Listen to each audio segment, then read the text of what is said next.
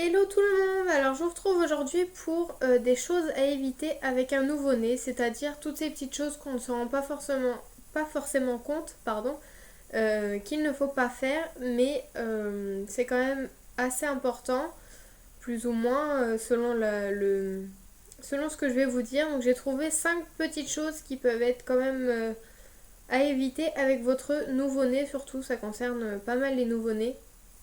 Mais les deux de la fin peuvent quand même servir pour vos plus grands. Alors, la première chose, c'est le cordon ombilical. Donc, surtout, ne pas le couvrir avec la couche pour tout simplement qu'il puisse sécher.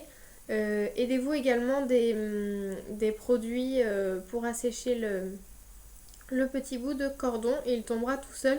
Mais évitez de le couvrir avec la couche. Ensuite, la deuxième chose, c'est la fontanelle. Donc, c'est un endroit sur la tête, vers le haut du crâne, qu'il faut laver très doucement et ne surtout pas frotter. C'est un endroit quand même assez mou du crâne de votre bébé. Ça peut faire peur, mais ne vous inquiétez pas, ça ne fait pas mal.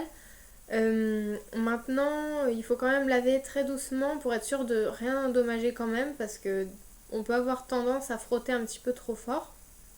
Donc voilà, lavez vraiment doucement votre bébé quand vous lui touchez la tête au niveau de la fontanelle. Ensuite, troisième chose, ce sont donc les lingettes. Moi, je vous conseille de les sécher ensuite. Donc, c'est-à-dire, enfin, de sécher les fesses de votre bébé ensuite. Quand vous passez des lingettes sur les fesses de bébé, donc des lingettes pour enlever l'excédent enfin, ou le plus gros, on va dire, du caca, voilà, enfin des selles, tout simplement. Vous pouvez sécher ensuite avec, je sais pas, un mouchoir en tapotant, oui, c'est bien ça. Parce que ça peut irriter les fesses de votre bébé et c'est quand même pas super d'avoir un bébé aux fesses irritées. Donc voilà, essayez de faire comme ça. Ensuite, pour le dodo, c'est la quatrième chose et évitez vraiment, vraiment de coucher votre bébé à plat ventre, tout simplement parce que quand il est bébé, il ne veut pas relever sa tête. Il n'a pas assez de force pour relever sa tête et il suffit qu'il soit coincé et qu'il s'étouffe et qu'il n'ait pas la possibilité de se retourner. Ou pareil, un vomi, un bébé qui vomit ou qui régurgite ne peut pas relever trop sa tête. Donc c'est quand même assez dangereux. Donc il y a des risques d'étouffement. Donc je vous conseille de coucher votre bébé sur le dos et toujours avec une gigoteuse et non pas une couverture, car il pourrait pareil se retrouver coincé en dessous.